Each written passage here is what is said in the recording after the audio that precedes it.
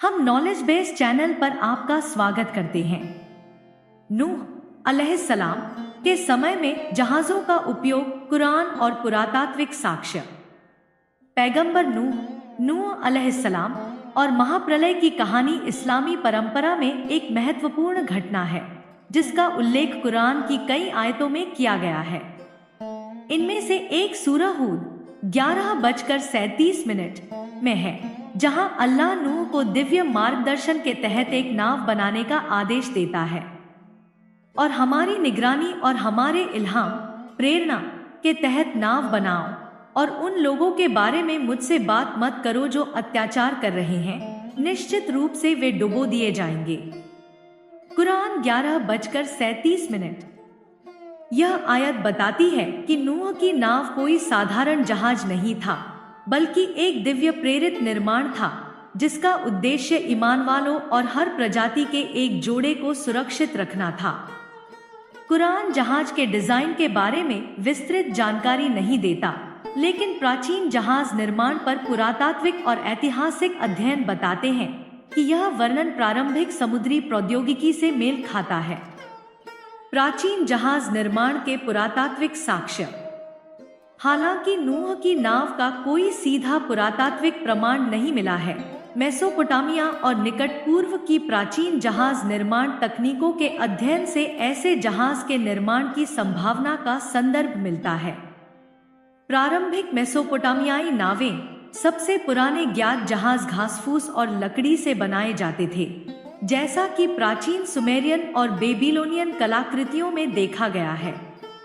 गिल्गमेश महाकाव्य, जिसमें नूह की कथा के समान एक बाढ़ की कहानी है, एक बड़े चौकोर लकड़ी के जहाज का वर्णन करता है जिसे राल से सील किया गया था। यह कुरान के वर्णन के समान है। जलरोधक के लिए राल का उपयोग। कुरान में उल्लेख है कि नूह की नाव तख्तों और कीलों, कुरान 54:13 से बनाई गई थी और राल से सील की गई थी। कुरान 11:38 और उसने नाव बनानी शुरू की, और जब भी उसकी कौम के नेता उसके पास से गुजरते, वे उसका मजाक उड़ाते। वह बोला, अगर तुम हमारा मजाक उड़ाते हो तो हम भी तुम्हारा उसी तरह मजाक उड़ाएंगे जैसे तुम उड़ाते हो। पुरातात्विक खोजों से पुष्टि होती है कि प्राचीन सभ्यताएं, विशेष रूप से इराक और फारस की खाड़ी के क्षेत्रों में, नावों को जलरोधक बनाने के लिए बिटुमेन, एक प्राकृतिक तार जैसा पदार्थ, का उपयोग करती थी। प्राचीन काल में बड़े लकड़ी के जहाज। हालांकि बहुत प्राचीन काल में बड़े लकड़ी के जहाज दुर्लभ थे, बाद के काल, जैसे मिस्र और फोनीशियन जहाज निर्माण के साक्ष्य दिखाते हैं कि सही तकनीकों के साथ विशाल लकड़ी के जहाज बनाना संभव था। धार्मिक ग्रंथों में वर्णित नूह की नाव को उन्नत शिल्प कौशल की आवश्यकता होती, जो प्राचीन परिष्कृत समुद्री परंपराओं के अनुरूप है। कुरान का ऐतिहासिक संभावना से सामंजस्य। कुरान का वर्णन कोई असंभव रूप से उन्नत जहाज नहीं दिखाता, बल्कि एक ऐसा जहाज दिखाता है जो प्राचीन सभ्यताओं की तकनीकी सीमा के भीतर फिट बैठता है। दिव्य निर्देश। हमारी निगरानी में यह सुझाव देता है कि नूह को उस समय की सामान्य मानवीय ज्ञान से परे मार्गदर्शन मिला, जिससे जहाज की समुद्र योग्यता सुनिश्चित हुई। निष्कर्ष।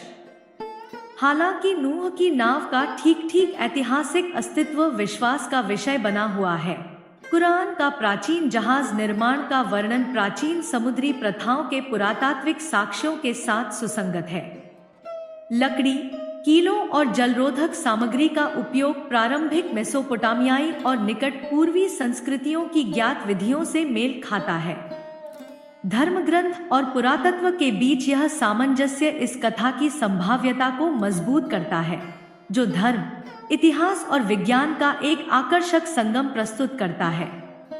लाइक करें, सब्सक्राइब करें और अधिक आश्चर्यजनक खोजों के लिए घंटी दबाएं। हमारे साथ बने रहिए। हम इस्लाम के बारे में और अधिक जानकारी लेकर आएंगे जो आपको इस्लाम के और करीब लाएगी।